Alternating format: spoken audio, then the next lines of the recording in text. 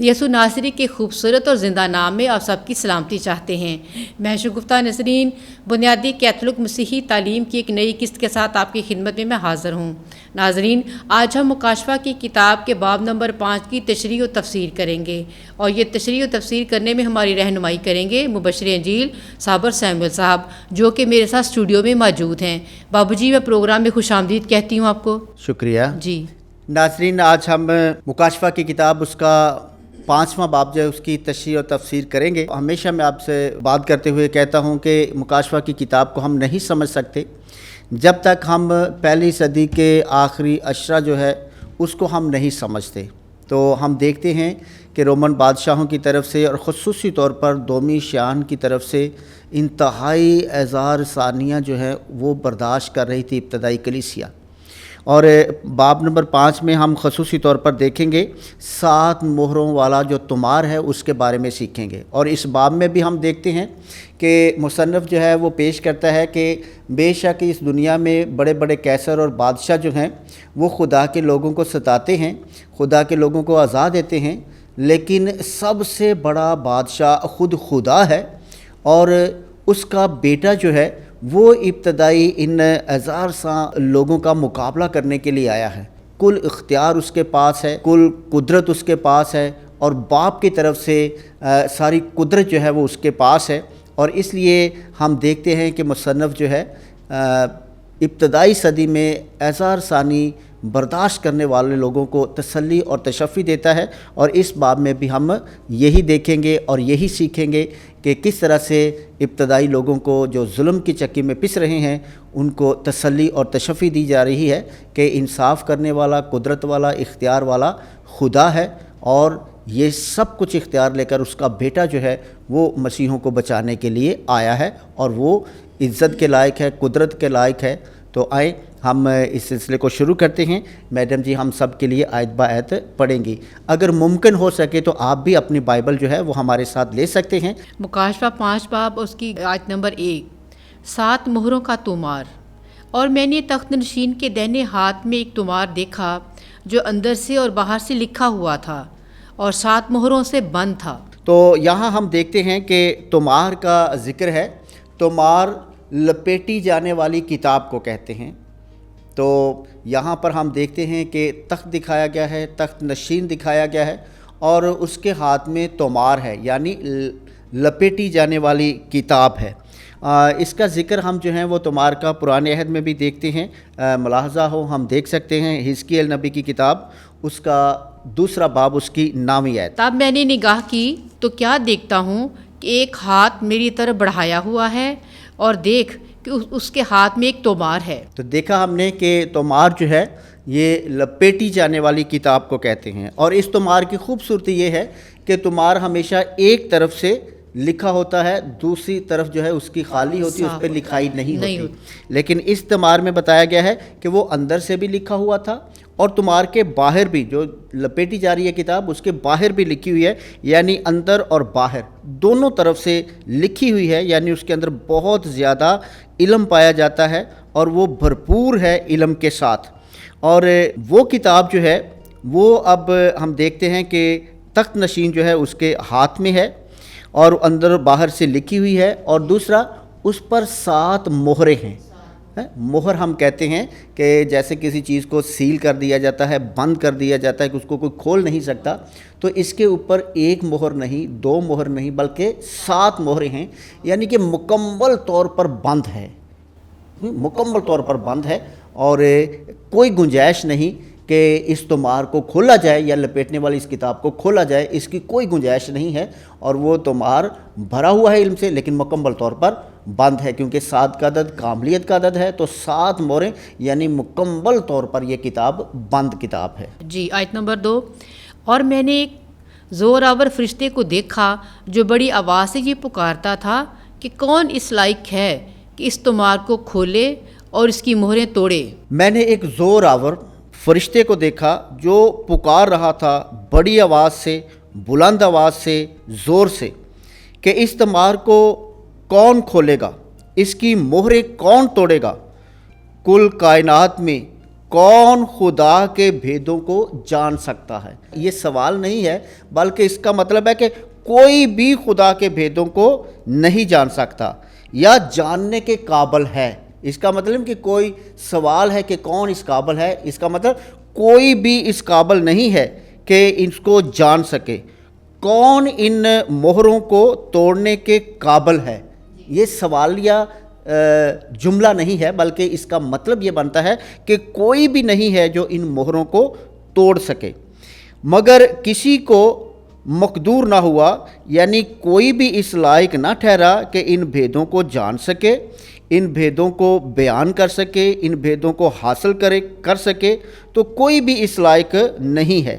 اس دنیا میں، اس کائنات میں کسی کے پاس بھی یہ قوت اور طاقت نہیں ہے کہ اس تمار کو لے سکے، اس کے اندر کیا ہے اس کو جان سکے اور پھر اس کو دوسروں تک منتقل کر سکے، کوئی بھی نہیں ہے۔ آیت نمبر 3، مگر کسی کو مقدور نہ ہوا، نہ آسمان پر، نہ زمین پر، نہ زمین کے نیچے، کس تمار کو کھولے یا اسے دیکھے۔ تو یہاں پر کہ یہ جو تمار ہے یہ 7 مہروں سے بند ہے، مکمل طور پر بند ہے، اور کسی کو بھی مقدور نہ ہوا، کسی کو بھی یہ طاقت اور اختیار نہیں ہے، نہ آسمان پر، نہ زمین پر، اور نہ زمین کے نیچے۔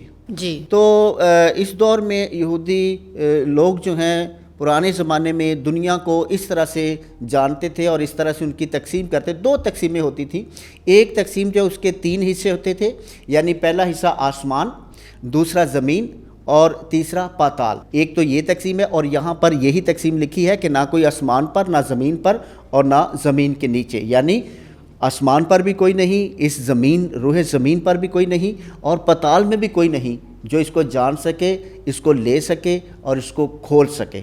اور پھر دوسری تقسیم ہے، اس میں کہتے ہیں کہ آسمان، زمین، خشکی، تری یعنی سمندر، اور پھر پاتال۔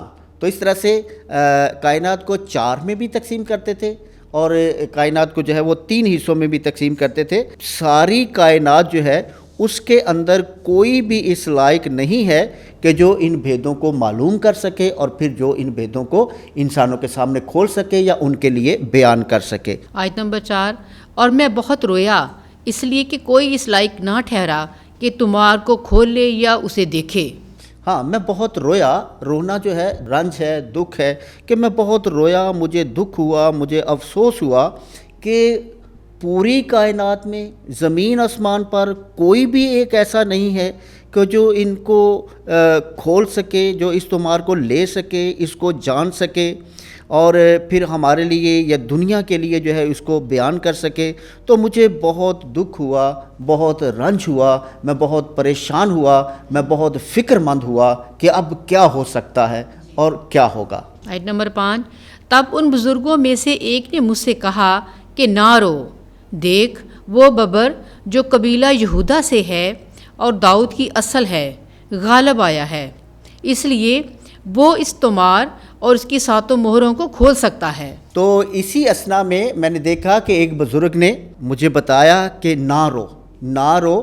یہ بائبل مقدس کا ایک خوبصورت محاورہ ہے، کیونکہ خدا کا پاک کلام تسلی اور تشفی دینے والا ہے۔ اس لیے ہم دیکھتے ہیں کہ جب یسوع مسیح کی قبر پر عورتیں گئیں تو فرشتے نے بھی کہا کہ مت رو، نہ رو، مت رو۔ یہ خدا اور بائبل مقدس کی طرف سے ایک خوبصورت محاورہ ہے جو ہمیشہ استعمال ہوتا ہے۔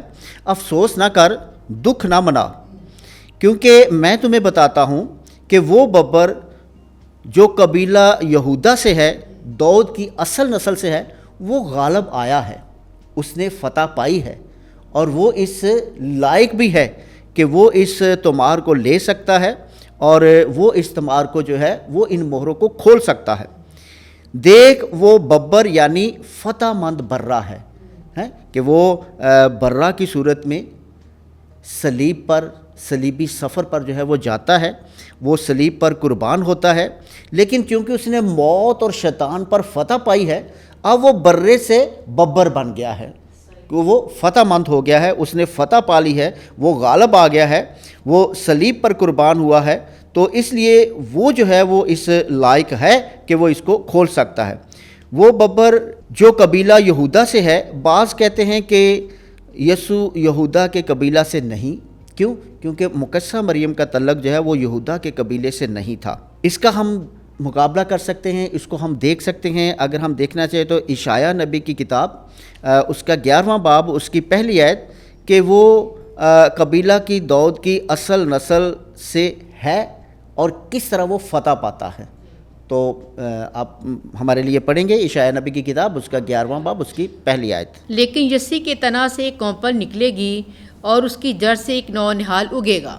تو اس طرح سے ہم دیکھتے ہیں کہ اس لیے وہ خدا کا بھید جو کائنات کے بارے میں ہے، خصوصاً انسان کی نجات کے بارے میں ہے، وہ خدا کے اس بھید کو جان بھی سکتا ہے، بتا بھی سکتا ہے، کھول بھی سکتا ہے۔ کیوں؟ کیونکہ وہ برہ مذبوح ہے، یعنی ذبح کیا ہوا برہ ہے۔ اشعیاء اس ذبح کیے ہوئے برے کا ذکر بڑی تفصیل کے ساتھ کرتا ہے۔ اگر ہم اس کو جاننا چاہیں، سمجھنا چاہیں تو ناظرین ہم اشعیاء نبی کا صحیفہ اس کا 53 باب جو ہے وہ مکمل طور پر پڑھیں تو ہمیں معلوم ہوتا ہے کہ کس طرح سے اشعیاء نبی جو ہے وہ اس برے کے بارے میں بڑی تفصیل سے بتاتا ہے۔ تو میں میڈم سے گزارش کروں گا کہ ہم پورا باب تو نہیں پڑھیں گے، لیکن اشعیاء نبی کا صحیفہ اس کا 53 باب 1 سے 7 آیات تک ہم پڑھیں گے کہ کس طرح سے برہ جو ہے اس کو پیش کیا گیا ہے۔ جو ہم سے سنا اس کا کس نے یقین کیا ہے، اور خداوند کا بازو کس پر ظاہر ہوا ہے؟ وہ اس کے آگے کونپل کی طرح پھوٹ نکلا، خشک زمین سے جڑ کی مانند۔ اس کی کچھ صورت نہیں، کچھ حشمت نہیں کہ ہم اس کا لحاظ کریں، اس کی کچھ شکل نہیں کہ ہم اس کے مشتاق ہوں۔ حقیر اور آدمیوں سے متروک، مرد غمناک اور بیماریوں کا آشنا، ایسے شخص کی مانند جس سے لوگ منہ موڑتے ہیں۔ وہ حقیر تھا اور ہم نے اس کی کچھ قدر نہ کی۔ یقیناً اس نے ہماری ہی بیماریاں اٹھائیں اور ہمارے ہی غم اس پر لدے ہوئے تھے۔ حالانکہ ہم اسے مبروز سمجھے اور خدا کی طرف سے مارا ہوا اور ذلیل، تو بھی وہ ہماری ہی خطاؤں کے سبب سے زخمی ہوا اور ہماری ہی بدیوں کی خاطر کچلا گیا۔ ہماری سلامتی کی تادیب اس پر تھی اور اسی کے کوڑے کھانے سے ہم نے شفا پائی۔ ہم سب بھیڑوں کی مانند بھٹک گئے، ہم میں سے ہر ایک اپنی راہ کو پھرا، پر خداوند نے ہم سب کی بدی اس پر لا دی۔ اس پر ظلم کیا گیا پر وہ فروتن رہا اور اس نے اپنا منہ نہ کھولا۔ وہ ذبح ہونے والی بھیڑ کی مانند اور برہ کی مانند بال کترنے والوں کے سامنے خاموش رہا اور اپنا منہ نہ کھولا۔ تو ناظرین ہم یہ پورا باب پڑھ سکتے ہیں۔ اشعیاء نبی جو اس نے بڑے خوبصورت انداز میں یسوع مسیح جو خدا کی طرف سے بھیجا گیا برہ ہے، کس طرح سے وہ ہماری خطاؤں کو لے کر کلوری تک پہنچتا ہے۔ تو آگے ہم دیکھیں گے آیت نمبر 6۔ اور میں نے تخت اور چاروں جانداروں کے درمیان اور بزرگوں کے درمیان ایک برہ کو یوں کھڑے دیکھا گویا ذبح کیا گیا ہے۔ اس کے 7 سینگ اور 7 آنکھیں تھیں۔ یہ خدا کی وہ 7 روحیں ہیں جو تمام روئے زمین پر بھیجی گئی ہیں۔ تو ہم یہاں پر دیکھتے ہیں کہ اور میں نے تخت اور چاروں جانداروں کے درمیان اور بزرگوں کے درمیان ایک برہ کو یوں کھڑا دیکھا گویا ذبح کیا گیا ہے، یعنی مصلوب جو صلیب پر قربان ہوا ایک برہ دیکھا گویا وہ ذبح کیا گیا تھا، قربان شدہ تھا لیکن کھڑا تھا۔ تو اس کو بھی ہم سمجھتے ہیں کہ قربان شدہ تھا یعنی وہ مر گیا اور پھر کھڑا ہے یعنی کہ وہ زندہ ہے۔ زندہ۔ اس کو بھی ہم یہاں پر دیکھتے ہیں، وہ برہ مر کر مرا ہی نہیں رہا، یعنی کس کا مطلب ہے کہ وہ برہ ذبح ضرور ہوا، وہ قربان ضرور ہوا، وہ موت کی اتھاہ گہرائیوں سے گزرا لیکن مرا ہی نہیں رہا بلکہ وہ مر کر زندہ ہو گیا، کیونکہ مرا ہوا برہ جو ہے وہ کبھی کھڑا نہیں ہو سکتا۔ تو یہاں ہم دیکھتے ہیں کہ برہ کھڑا ہے یعنی وہ زندہ ہو گیا ہے۔ میں نے دیکھا جو آسمان والوں کی مرکزی شخصیت جو ہے، یہاں پر برہ جو ہے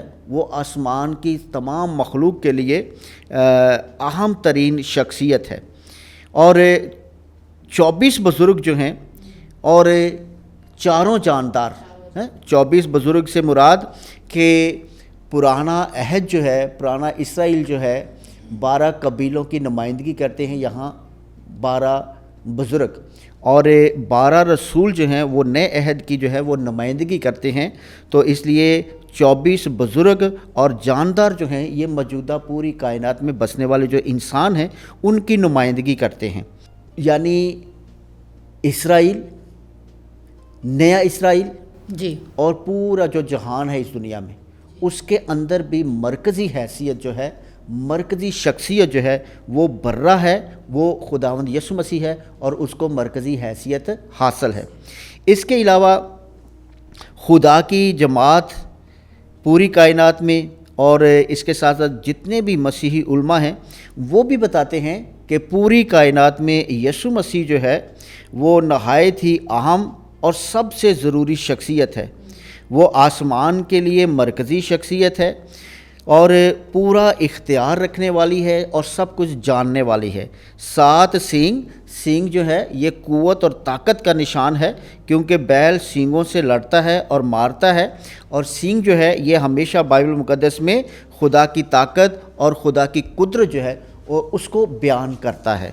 तो इसको हम देखना चाहें तो हम देख सकते हैं अदद की किताब उसका 24वां बाब उसकी 8वीं आयत कि सींग जो है ये खुदा की कुदरत, खुदा की क़ुव्वत है और खुदा की क़ुव्वत जो है वो सींग से ज़ाहिर की गई है। खुदा उसे मिस्र से बाहर निकाल लाया, उसमें जंगली सांड के से सींग हैं। वो कौमों में से अपने दुश्मनों का शिकार करेगा, उनकी हड्डियां तोड़ेगा और उनकी कमरें छेदेगा। हाँ, तो यहाँ हम देखते हैं कि खुदा अपनी कुदरत से, अपनी ताकत से जो है वो बचाता है और वो कुदरत रखने वाला है। इसी तरह अगर हम देखना चाहें तो ज़बूर नंबर 111 उसकी 9वीं आयत जो है उसमें भी हम देख सकते हैं। उसने अपनी उम्मत के लिए मुखलसी भेजी है, उसने अपने अहद को हमेशा के वास्ते ठहराया है। उसका नाम कद्दूस और महीब है, खुदावंद का खौफ हिकमत का आगाज़ है। तो इसके अलावा हम देखते हैं कि उसकी 7 आँखें हैं। 7 आँखें यानी आँख से हम 2 आँखों से इतना ज़्यादा देखते हैं, 7 हों तो किस कदर देखने की क़ुव्वत और ताकत होगी। तो इसलिए 7 आँखें जो हैं ये हमादानी का निशान है। हाँ, हमादानी का निशान मतलब कि वो सब कुछ देखने वाला है और वो सब कुछ जानने वाला है। हैं, तो इसको भी अगर हम देखना चाहें तो हम देख सकते हैं ज़करिया नबी की किताब उसका 4था बाब उसकी 11वीं आयत में कि ये जानने की कुदरत रखने वाला है बर्रा, क़ुव्वत वाला है बर्रा, ताकत वाला है बर्रा। तो हम देख सकते हैं ज़करिया नबी की किताब। ये 7 यानी खुदावंद की ये 7 आँखें जो सारी ज़मीन की सैर करती हैं खुश होंगी। हाँ, तो इस तरह से हमने देखा कि 7 का अदद जो है ये 7 आँखों का मतलब हमादान, आँखें रखने वाला, सब कुछ जानने वाला।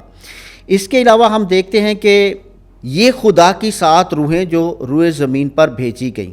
खुदा की रूह पुराने अहद में हम देखते हैं कि खुदा की कुदरत ली जाती है। जैसे तकवीन की किताब में हम देखते हैं रूह खुदा पानियों पर जुम्बश करती थी, यानी खुदा की नादीदनी कुदरत जो है, क़ुव्वत जो है वो पानियों में काम करती थी। बस खुदा की नादीदनी कुदरत वाली रूह जो है वो ज़मीन पर भेजी गई है काम करने के लिए। इस कायनात में खुदा का रूह जो है, खुदा की क़ुव्वत जो है, खुदा की कुदरत जो है वो बड़ी तेज़ी से काम करती है और कुदरत मुतलक जो है वो काम करती है, क्योंकि कैसर डोमिशियन जो था उसकी एज़ार सानी में मसीही लोग बहुत ज़्यादा दुख उठा रहे थे। तो उन मसीहों को हौसला देने के लिए, तसल्ली देने के लिए, उनके ईमान को मजबूत करने के लिए मुसन्नफ़ जो है वो मसीहों के सामने यसु मसीह की शान व शौकत को, कुदरत को, इख्तियार को जो है वो बयान करता है, ताकि वो तसल्ली पाएँ कि अगरचे हमें अज़ा देने वाला, क़ुव्वत वाला है, तो हमें बचाने वाला बेमिसाल क़ुव्वत और ताकत वाला है। उसके सामने ये जुल्म करने वाले जो हैं ये मामूली हैं, लेकिन वो कई हज़ार गुना ज़्यादा कुदरत वाला है। तो मुसन्नफ़ यहाँ पर जो है वो खुदा को और खुदा के बेटे को कुदरत के तौर पर, इख्तियार के तौर पर जो है वो पेश करता है। हम देखेंगे 7वीं आयत। चुनांचे वो आया और तख्त नशीन के दाहिने हाथ से तुमार को ले लिया। यहाँ पर हम देखते हैं कि चुनांचे वो आया और तख्त नशीन के हाथ से वो तुमार ले लिया, कि बर्रा आया, ज़बा किया हुआ बर्रा आया, और जो मुर्दों में से जी उठा बर्रा आया, जो पूरा इख्तियार रखता है, जो पूरी कुदरत रखता है, جو پورا جاہ جلال کا مالک ہے وہ برا آیا، خدا کے ہاتھ سے کتاب لے لی، یعنی یسوع مسیح نے باپ اور خدا کے ہاتھ سے خدا کے بھیدوں والی کتاب لے لی ہے، کیونکہ وہ اس لائق ہے۔ بیٹا خدا کی ذات کے اندر علم ہی علم ہے، بیٹے اور خدا کی ذات میں علم ہی علم ہے، اور بیٹا خدا کی ذات سے علم کو لے لیتا ہے۔ بیٹا خود جو ہے وہ علم کا مرکز ہے، قوت کا مرکز ہے، طاقت کا مرکز ہے، کیونکہ یوحنا رسول ہمیں سکھاتے ہیں کہ ابتدا میں کلمہ تھا، کلمہ خدا کے ساتھ تھا، اور یہی کلمہ خود خدا تھا، اور یہ کلمہ جو ہے وہ پورے اختیار کے ساتھ 7 مہروں والی لپیٹی جانے والی کتاب جو ہے وہ لے لیتا ہے، تاکہ لوگوں پر ظاہر کرے کہ جو لوگوں کو نہیں معلوم وہ بتائے۔ اور ہم دیکھتے ہیں آگے جا کر ہم دیکھیں گے کہ برہ جو ہے وہی سارے اختیار کا مالک ہے، اور اس لیے یہ سارا باب نمبر 5 جو ہے یہ سارے کا سارا جو ہے وہ ان شہیدوں کے لیے، ان اعزا رسانیاں برداشت کرنے والے ابتدائی مسیحوں کے لیے جو ہے وہ تسلی اور تشفی ہے، اور یہ عارفانہ ہے ہم سب کے لیے بھی ہے، اور قیامت تک جب تک یسوع مسیح کی گواہی دینے والے اس دنیا میں موجود ہوں گے، جب بھی ہم پر کوئی مصیبت آتی ہے، جب بھی ہم پر کوئی ایذا آتی ہے، جب بھی ہمیں جو ہے وہ ہمارے حقوق چھینے جاتے ہیں، جب بھی ہماری زندگی جو ہے وہ پستیوں کی طرف دھکیلی جاتی ہے، تو ہمارا ایمان ہے کہ کتنی ہی قوتیں کیوں نہ آئیں جو سچائی کو پسپا کرنے کی کوشش کریں، لیکن سچائی کی قوت جو ہے اس کا مرکز خود خدا ہے، اور وہ ہماری رہنمائی کرتا ہے اور ہمیں ہر مصیبت سے نکالتا ہے، جیسے ابتدائی صدی میں انہوں نے نکالا۔ تو اس لیے خدا ہمیں برکت دے کہ ہم ہر طور پر، یہ ہمارے ایمان کی مضبوطی کی کتاب ہے، اس کو ہم اچھے طریقے سے سمجھیں، اپنے مسیح ہونے پر فخر کریں، اور اسی ایمان کی گواہی دینے والے بنیں، بغیر کسی خوف کے، بغیر کسی ڈر کے، کیونکہ ہم اپنے ایمان کی سچائیوں کے گواہ ہیں۔ شکریہ۔ جی ناظرین، آج ہم نے مکاشفہ کی کتاب اس کا باب نمبر 5 اور اس کی آیت نمبر 1 سے لے کر 7 تک تشریح اور تفسیر آپ کے سامنے بیان کی ہے۔ ہمیں امید ہے کہ آپ کو خوب سمجھ آئی ہوگی اور آپ کی پیاسی روحوں کو تسکین ملی ہوگی۔